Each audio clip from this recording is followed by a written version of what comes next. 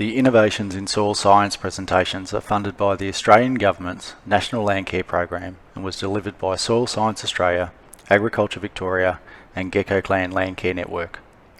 The following presentation is introduced by Brad Costin from Agriculture Victoria. I was just going to give a short sort of session on sort of soil health to help sort of focus today's agenda and our speakers as well, and just to provide a bit of context, I suppose. And I sort of think soil health comes in and out of the conversation a bit at times within the industry and the community as well, and we hear about new concepts and new terms sort of coming into our consciousness and sort of vocabularies. But I sort of thought, well, let's just head back to soil health and think about that for a second and shine a light on that. And I just sort of wanted to start, and this will be a very short one now, and I'll just make sure I keep an eye on time there. But we all sort of know that soils have different qualities depending on where you are around the catchment. And what you can see here is just one example or representation of that, just the soil map from the Benalla area, so just in our own backyard here, done a few years ago as part of the early soil surveys and reconnaissance that was around. And that's sort of one way to look at those different soil qualities. And it's these sort of qualities that determine that sort of those soils' inherent sort of potential. And I suppose there's a bit of context wrapped up in that, but we've got to sort of recognise.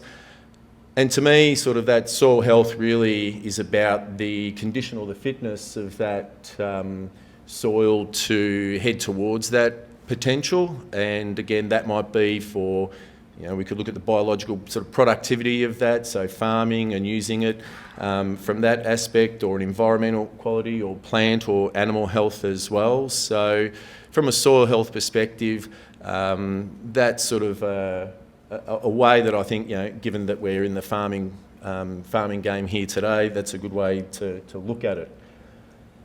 But I suppose what the problem is there is strict definitions of what's a healthy soil become very hard because of that. And there was that old saying by a radio broadcaster, oils ain't oils, and definitely soils ain't soils. And that sort of becomes a bit of a problem, I suppose, for defining a healthy soil for that reason.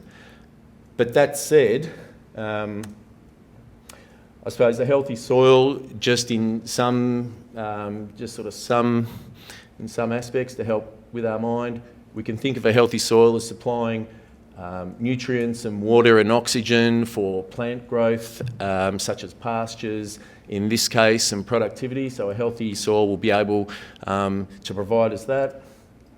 Also allows water to infiltrate as well, so that's where it becomes important for hydrology, catchment hydrology and water runoff as well. Healthy soils are about being able to readily exchange gases with the atmosphere, and that'll become important in cropping and grain industries, where we look at exchanges of carbon and nitrogen from the atmosphere to the soil resource as well. So a healthy soil is important in that sense.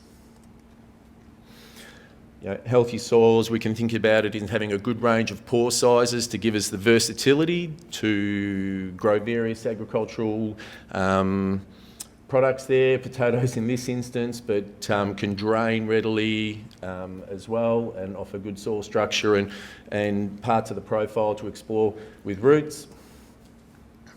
Another one particularly up this way, I suppose, a healthy soil, and this is what sort of leads in well to our talks and content today, with some of our speakers, it's not acidifying, or it's not being subjected to salinity as well.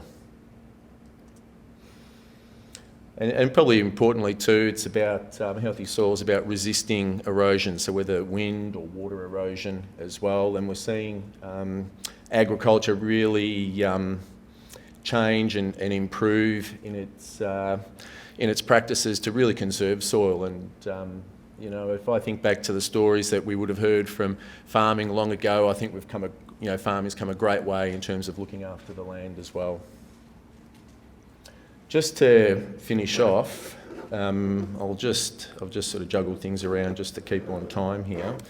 But probably one of the most, really important aspect to myself and from an ag-vic perspective as well is just about that soil health to support resilience in our farming systems, okay?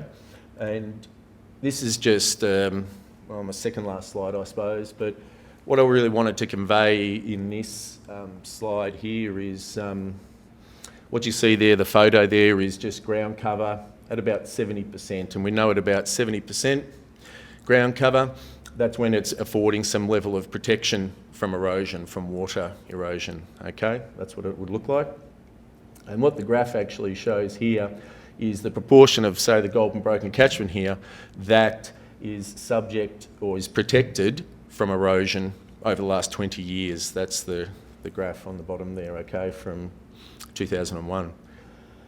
And so what we see is that there are times there where the area of the catchment that's protected from erosion dips down a little bit. And so, you know, I don't know, Peter, just because you're up the front there, but see those years around 2006 and 7, why are we dipping low there?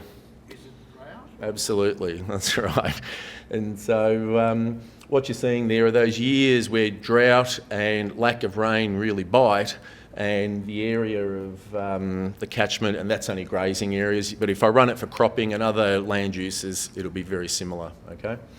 And to me, I suppose, a healthy soil can make us more resilient against those dips. So when we've got fertility working for us and we've got soil structure working for us, that we can make use of what little rainfall, which is, I know that sounds crazy today, it's not a great day for this one, but make those hits less dramatic, okay? And we can't do much about it, but we can do the best we can. So a good healthy soil keeps us resilient. And just the map on the right too are just the areas in March, most frequently where ground cover gets down to a certain, the frequency of ground cover there, and what we sort of see, there are parts of the catchment there where it dips below, certainly dips below that threshold of 70%, okay?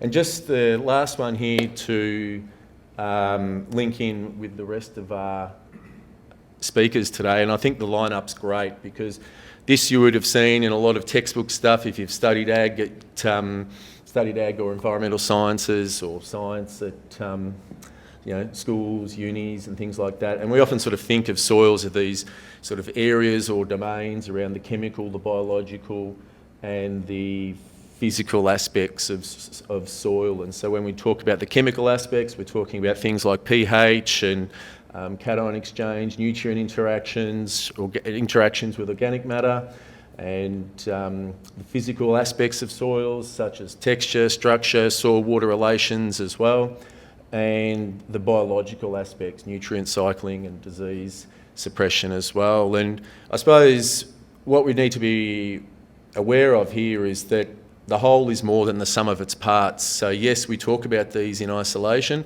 but it's those interactions and overlaps that is how really a soil works.